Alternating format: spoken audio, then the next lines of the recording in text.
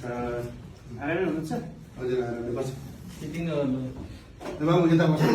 यता आऊ। बस्यो गरे। बसेको देख्नु न। राज त होटल गर्ने हैन यहाँ बस्नु त। कुरा गर्नु पर्छ।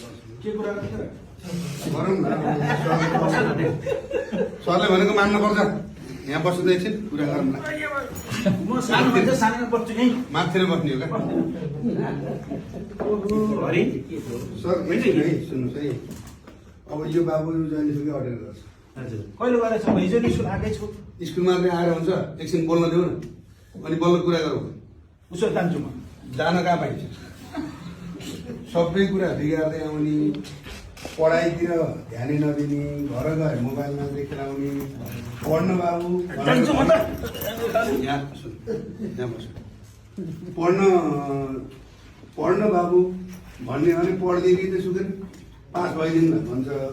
यसको पढाइ कस्तो छ सर? म अगाडि वर्ष पास भएको नि सर भन्नुहोस् त। यसको सात पढाइ कक्षाबाट म आठ कक्षा पास म त नपढेको मान्छे। हजुर। मैले त्यस्ता कुरा जान्दिनँ। मैले पढेकै छु, जानेकै छु। तपाईँले के चासो भयो, पास भयो त हो भन्छ। हजुर अब यसलाई कसरी के हो यो अलिकति यसको बारेमा कुरा गरौँ। आज नि पढ्ने बेला किताब लिएर आएको छु, झोला लिएर आएको छु। ल पहिला तिमी यहाँ बस्छ त। एकैछिन है। यहाँ राम्रोसँग बस्छ त। ल झोला यहाँ राख्नु है। हरि हजुर तिमी हिजो कहाँ गएका थियौ खास? होइन स्कुलमै आएको छु। अनि कक्षामा थियौ त? कक्षामा पहिलो पिरियड पढेँ अनि गएँ। किन बाबु त्यस्तो? हेड सरलाई सुन्नु न। किन त्यस्तो हुन्छ? हेर्नुहोस् हेर्नुहोस् रविन्द्रजी, बाबुको पढाइ कमजोर छ। एउटा त उसको स्वभाव नै तपाईँले थाहा पाइसक्नुभयो। अहिले बोल्ने तरिका, उसको कक्षाको नियमितता, यो कुरा त हामी बुझेकै छौँ। उसको सिकाइ क्षमता एकदम कमजोर छ। यो हुनुको प्रमुख कारणै ऊ नियमित विद्यालय आउँदैन। त्यसमा पनि विद्यालय आएको दिन पनि पुरै पिरियड उसले चाहिँ कक्षामा व्यतीत गर्दैन। सर स्कुल त जान्छु भन्ने दिनदिनै आउँछ। यो कहाँ जान्छ? यहाँ स्कुल त जान्छु भन्छ जहिलेसुकै झोला बोकेर आउँछ। त्यही त समस्याको कुरा छ। त्यही विषयमै छलफल गर्न आज तपाईँलाई यहाँ बोलाएको। हजुर भन्नुहोस्। हेर्नुहोस् वास्तवमा अहिलेका यी विद्यार्थीहरू धेरै हामीले चाहिँ धेरै कुरामा ख्याल पुर्याउनु पर्नेछ। पहिलो कुरा त यिनीहरूलाई पढाइप्रति रुचि किन जागेको छैन भन्ने कुरामा हामी सचेत हुनुपर्छ।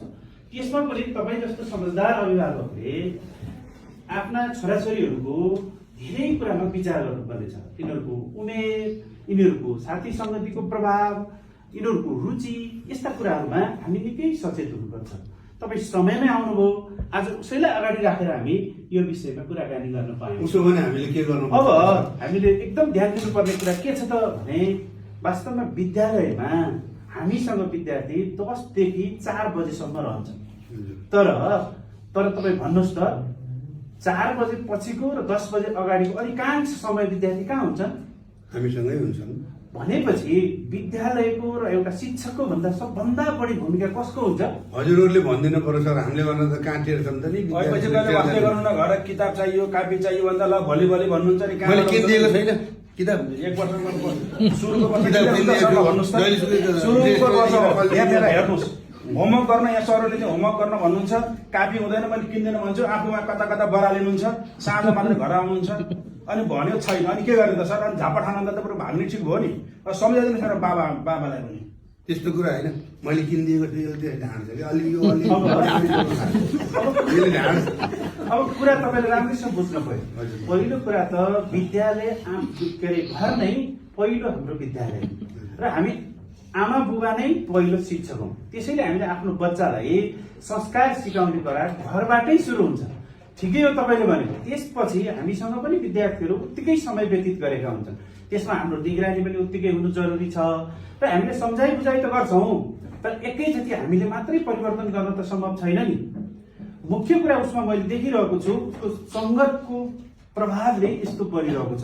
पोहोरसम्म उसको पढाइमा यति धेरै असर परेको मैले पाएको थिइनँ। राम्रै थियो। तर अहिले घरमा पनि उसलाई मायालु व्यवहार गर्ने, उसको रुचि र आवश्यकता के छ त्यो कुरामा पनि ध्यान दिने।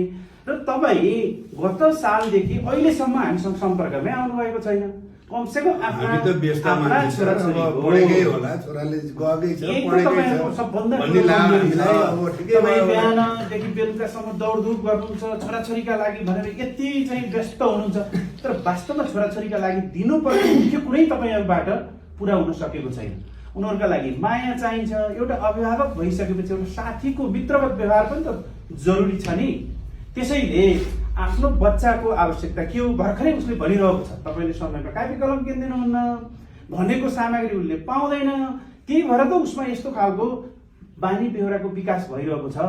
त्यसैले हामी एकदम जिम्मेवार हुनुपर्छ। तपाईँ आफै पनि एउटा शिक्षक हो। अब सुन्नुहोस् न, अहिले अतिरिक्त कक्षा चलाउने भन्नुभएको छ तपाईँहरूले होइन, सबैले अनिवार्य गर्नुपर्छ भन्नुभएको छ। मैले घरमा गएर कुरा गरेँ, हाम्रो पाला हामी नपढाइरहनु भएको छ, के को तँलाई अतिरिक्त कक्षा अनि के को पैसा चाहियो तँलाई स्कुल मात्रै आएर हुन्छ नि, आफूले पढ्नुपर्छ पर्दैन, आफूले पढ्ने बेला बाहिर बाहिर हिँड्ने। सुन्नुहोस् न, अतिरिक्त कक्षामा सबै हुने कि नहुने त हुनु पर्यो नि, अनि पढाइमा हिजो आउनु के पर्यो, गर्नुभएको त? दिनदिनै आउनु पर्यो। तैँले गतिलेरी पढ्नु पर्यो बाबु, अतिरिक्त कक्षा त हुन्छ भने हेर्नुहोस् न। तर भएन।